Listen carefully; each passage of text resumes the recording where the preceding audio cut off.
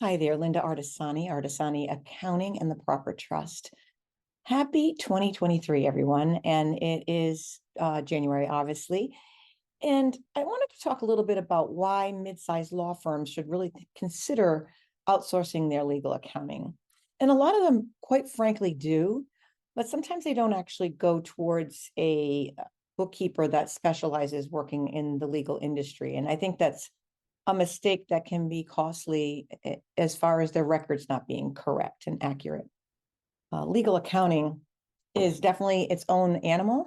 I think that's the best way to describe it. And it's important to keep those accurate financial records because if you're that mid-sized firm, you really want to be sure that you're getting good data out. One of our favorite lines at our firm is garbage in, garbage out. We want to make sure that your records are accurate and that you are tracking things that you should be tracking in that mid-market space so that not the small firm, but the mid-sized firm, which is the firms that we tend to work with, although we do have other clients in the smaller space. And a lot of the things I'm going to talk about today will apply to not only the larger firms, 5 to 50 employees, but also the smaller ones as well. It's just that we tend to work in the space of mid-market. And so a couple of reasons why you should consider outsourcing is really the topic today and some of the things you need to do for cleanup. I think my number one reason for why I think all law firms should outsource and take their accounting out of the office and out of the employees' hands and give it to a professional firm that does this work is that you've got a lot of sensitive data there. I've seen it lots of times where one of our clients will mask what they make because they don't want the in-house bookkeeper to know their pay or their draw. And so they'll rename the account something that's not exactly wages or officer wages or partner wages, or partner drawer, actually, not wages. But if you think about it, it's kind of a great place to have delineation in the workflow and to really separate the workflow so that you keep that outside. The second reason you really want to work with a legal accounting bookkeeper or accountant is trust compliance. We know what that means. We know the importance of it. We know the value to you for it.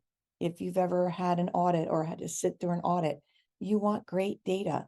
And if your trust books aren't balanced, it's going to be hard to pull that data.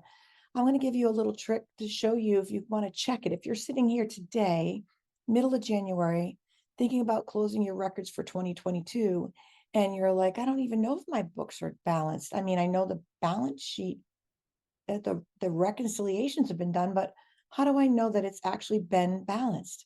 And that's the thing. There's a three-way reconciliation. So if you use an external software, which most mid-sized firms do, you want to be able to validate what's in that software. For example, Clio, I have a listing of every single penny that I have in trust inside that. And I want to make sure that that total equals the total that's in the bank. And that's reconciled with the bank. So there might be transactions in transit. You want to make sure that those transactions in transit are accounted for as well. So that means anything that's not deposited, maybe you put a deposit in at the very end of December, it doesn't hit the bank and clear the bank. And this year it'd be even later because of the holidays. It would be all the way up to January 3rd. So you're going to see that, and those are going to be a factor because maybe you booked the deposit in before you left on New Year's Eve, but it didn't actually process at the bank level until the next year. So those are the things that are kind of out there.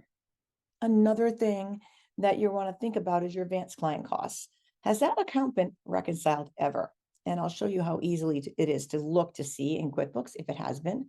Your bookkeeper should be reconciling that account. It's important to the ability to make sure that your account is balanced properly and that you don't have anything hanging loose there that's not supposed to be there. And really it's something that maybe a matter closed and that the account, the bill came in after you closed out the account and you're like, oh, I'm not going to bother the client for this expense. I've already returned their funds. I'm just going to eat it. And when you eat it, it becomes a firm expense. So you want to get all those expenses in, especially at this time of the year. You want to lower your amount of money you're taxed on. You really want to clean that up because it's going to sit in the balance sheet forever if you don't manage that and handle that. Another thing that you want to look at is you want to make sure that the year end is clean. So a good way to look at that is to kind of run a profit and loss comparison. This past few years might be difficult because COVID might have affected your firm. But it really hasn't affected a lot of the law firms. Our law firms are growing, especially that mid-market space, they're growing. But you might find that you want to look and compare the accounts to make sure that things look like they're in the right buckets, basically, and that you don't have any problems that maybe an account got booked into professional services when it should have been an office supply. So those are things you want to take a look at in your own books. It's up to the firm owner, the business owner, to really make sure you check these things. Don't just rely on that bookkeeper. I mean, it's nice to do, but you really should have eyes on it and look at your reports. Another place you want to look at, and your bookkeeper should be giving you this, is a list of the uncleared checks, especially when it comes to the trust side. Are those checks just sitting there uncleared from 2020, 2018, 2019? If they're sitting there, yes, you produced the check, you sent it to the client, but if it never cleared the bank, you need to make sure that that's attended to. You have to do your due diligence. You have to follow through, try to reach the client. If it didn't get cashed, it's probably stale. You need to find the client and send that money to them. It's not your money. Now, if you've exhausted all efforts, then you send it to unclaimed funds, and then you deal with it by giving it to the state, and then they have to figure out where that person is. But it's something you want to consider. And I think the last tip for today's video, before I give you a little demonstration on how to check your trust, is to look at your equity section on your balance sheet. If you've got multiple partners, it should be stated as such.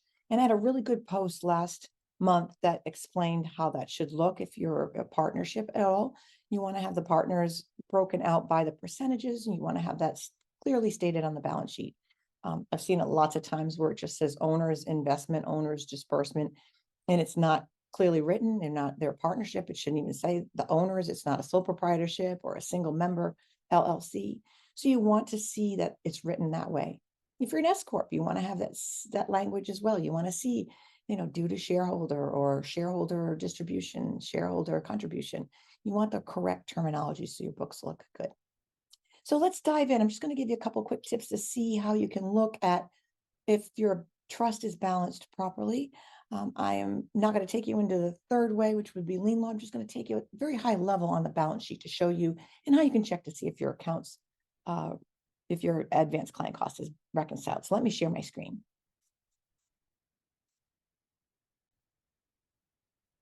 So this tip is just a quick one so you can check at a very high level of when it was last reconciled, bringing you into my demo file. That one's kind of messy, so I know it's probably not balanced properly, and that way we can check. So you're going to come over, and you're going to come into QuickBooks. You're going to come over to your reports, and I just want you to run a balance sheet. And the easiest way, and I'm going to actually back it up. I'm going to do all dates, but because this has got some old data in it, but you would run it as of this year, so 2020. Actually, last year, 2022. You're going to run it as 2022. I'm just going to leave it. I'll leave it as 2021 because I know this is so you want to run your balance sheet as of last year so you can take a look. And then what I'm going to do here, because it's the whole year, I'm going to come up to where it says total only, and I'm going to run it by months, and then I'm going to hit run report. And then I'm going to take a look, and hopefully you've got your accounts looking like this, where I've got the operating together and the trust. If you have multiple trusts, you really want to have it that way. And I'm just going to collapse this down so we can get this at the top of the screen. And here's my balance, 43,129.37 in January. And I'm going to come down to my trust. I'm just going to collapse this trust account. You may only have one, 43,129.37. So that's a balanced month. You can see that the 43,129.37, if I can get on the same page, is exact for what's in, maybe I can close this down, what is in the bank account. So you can see there, the balances align beautifully. 43,129, 43,129, 138, 125, 45, 138 to 125, 45. So you just want to check that.